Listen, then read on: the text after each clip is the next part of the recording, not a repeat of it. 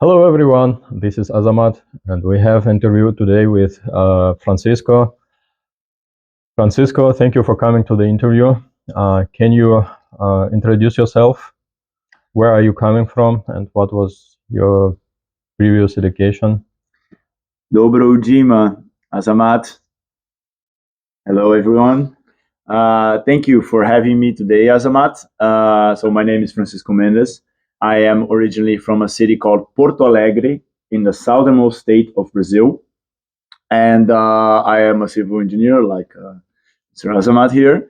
And I have been traveling since 2011, end of 2011, start of 12, where I first went to do my bachelor's in the United States on a full scholarship because I always practiced the sport of rowing, right? Mm-hmm. And then after that, I worked in the United States for about a year and a half, 2 years. I also lived a bit in Norway, in Oslo. I also lived a bit in the UK, in London and London area. And then I came back during the pandemic years to Rio de Janeiro, and then to my hometown, Porto Alegre. And then, of course, here we are now in the Netherlands doing our masters together, which is a pleasure. Okay, thank you. You have quite a lot experience abroad, living abroad. Uh, so one thing you mentioned that you are also studied civil engineering. Uh, why did you choose this part, engineering stuff? Well, of course, that is a great question and one that perhaps can also be answered by theatrics. You know, I actually come from a family that is 6 generations old of engineers. Oh. So my great grandpa, he was one of the first engineers in my area of Brazil. Working in all kinds of infrastructure projects, mainly railroads, which was at their heyday during that time. His son also worked in railroad engineering, and then my grandpa, he worked in factory work. He was a mechanical engineer from 1955 until 2019, until his 91st birthday. And as a matter of fact, today I am using one of his caps, which he used to go back and forth from the factories. Oh. And then my father, finally, and my sister are also civil engineers. My father being focused on the area of water pollution, particularly on mines, and my sister being more in the management of airport infrastructure. So my father actually has had the pleasure to visit Russia to visit some sensitive projects as well as some universities as a visiting professor in the early 2000s. So nice, nice. Oh, so you have 6 generations of engineers, and now you came to Netherlands. Why TU Delft? Why you choose Netherlands for studying? That's also a good question. So it all started with a phone call I received when I was living in New York in the United States. As I mentioned before, I was working there. But I got a call saying that we were going to become citizens of Luxembourg, which is a small country here in Europe, quite beautiful. If you ever have the chance to visit, it's really nice. And I knew then that I would probably come to Europe to do a master's because first in the US I was in a visa, first a student visa, then a working visa, which is not guaranteed that you can stay there for longer and build a base, build a family. It's a bit more difficult. And then I knew I wanted to come to Europe, and then I looked at my options. I looked at some great institutions that we have in this continent, but TU Delft, of course, shone a bit brighter in my eyes. And then I just started to focus more here. The first time I applied, I looked more into the structural department of civil engineering, but I was accepted, but I wasn't able to come because of financial constraints. Second time I applied, well, that was in 2019, and unfortunately, the pandemic happened for all of us. And then finally, now in 2022, we applied, got accepted, had the funds. No exterior thing happened to prevent us from coming, and then here we are. Okay, nice to hear that. You said that you were working in United States after your bachelor, right? Yes. And how do you like the experience? How do Americans were they friendly enough? How was your experience? How do you feel there abroad, Well, working abroad? of course, I am able to compare the experience working in the United States with my also great experiences working in Brazil, Latin America. I'd say that in the US, the biggest thing for me was that the rhythm, the schedule for construction was very sharp. We were always working long hours, sometimes in the evening. However, that was always very well paid for. So everyone made a lot of money. And it was a very diverse environment with people from all over the world. I was working in Boston in the construction of one of the city's largest high rises. And I was part of a team of engineers responsible for the execution, whereas my personal responsibilities involved making sure that every task on the structural side of things was done to standard and on time, so that we were pouring 3 floors a week. Sometimes it was very, very strong. We had 24-hour of shifts running in the job site in various sizes and depending, of course, on weather. But yes, people were quite friendly, and I thought they were open. There was no room for people that didn't want to work, so you really had to want to push yourself. However, there was vast opportunities to rise and get more responsibility as you were able to take it. So that is one thing that for me was very, very nice, and I really bought into that idea of people being paid for in a very good way, which contrasts with Brazil, where the workers unfortunately suffer some severe conditions. Uh, However, one thing that I will say is that because everything was so quick, sometimes accidents happen. Not because people weren't looking or checking them, but because things were so quick. These things, some issues are bound to happen, and then it makes me question if going so quickly on a schedule to acquire more funds can get to a point where it becomes dangerous. So these questions still trouble my sleep sometimes. Okay. Yeah. Thanks for this answer. Quite nice and open. What are your future goals after you will graduate Delft? Well, it's still very much so an open thing. I think that on one part of me, I should start thinking about having a base, more permanent place where I want to live, and Luxembourg sounds quite nice, to be honest.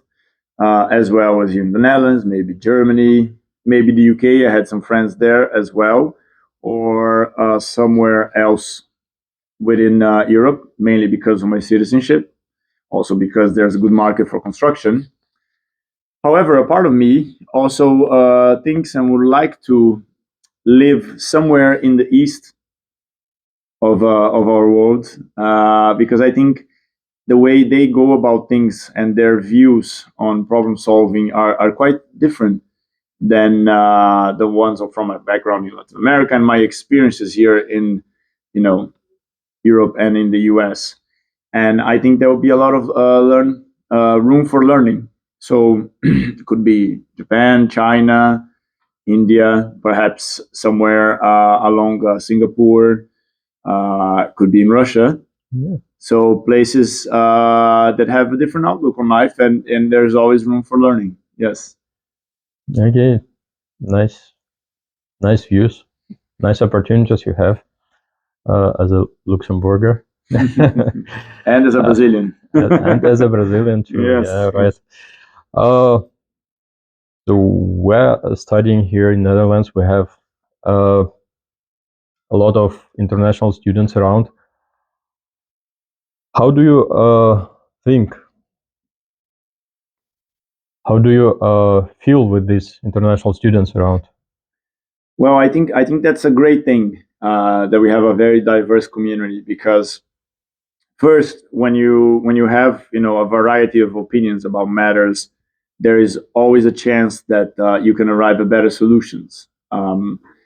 Second, I think that for everyone, it is for their personal growth, it is important to see people and understand people's motives and backgrounds and try to compare them with their own, not in a way to rank things, but just to see how people do different things, and of course then try to appreciate them. And I know, as a matter of fact, it's something that I really enjoy, and I think it's really positive. I just try, in general, rule of thumb, just be flexible, friendly, and open to people.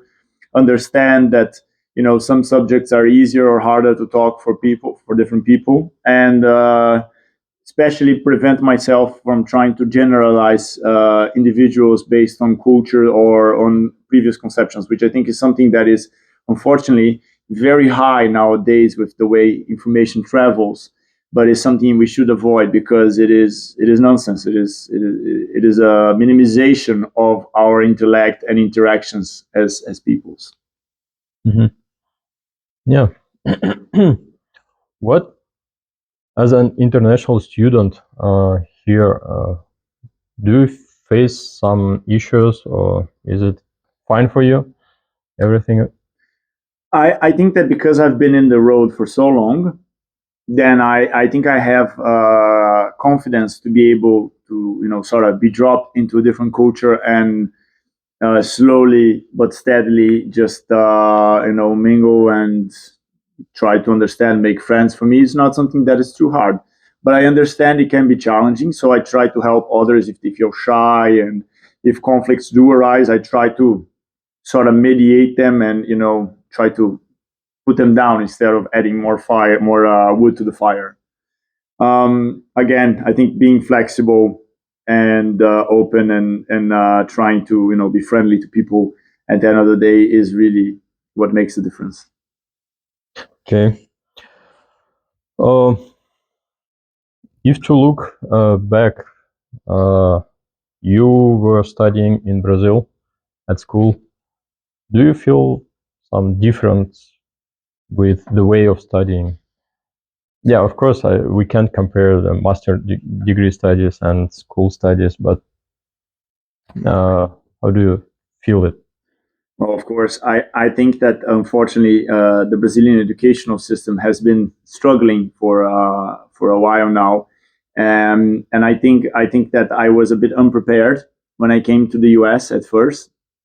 I was a good student for Brazilian standards, and I was able to do that while training and competing at the highest level for rowing, which definitely demanded a lot of time. However, when I came to the US, I noticed that some of my colleagues, which was also a very diverse community, by the way, they were ahead. They had more of the basic sciences than I had, and I had to really push myself in the beginning, particularly more than in the end, to catch up.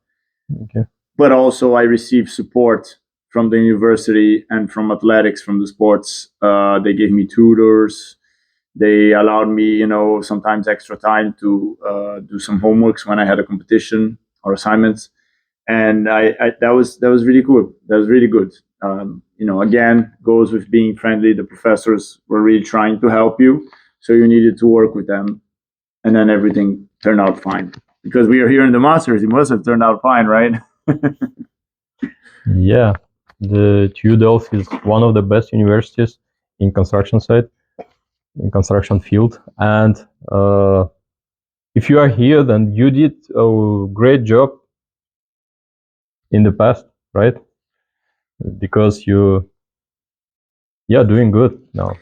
Yeah, you flatter me. You flatter me. You can always be a bit better, but of course we are always students, right? To the end of our days. Yeah.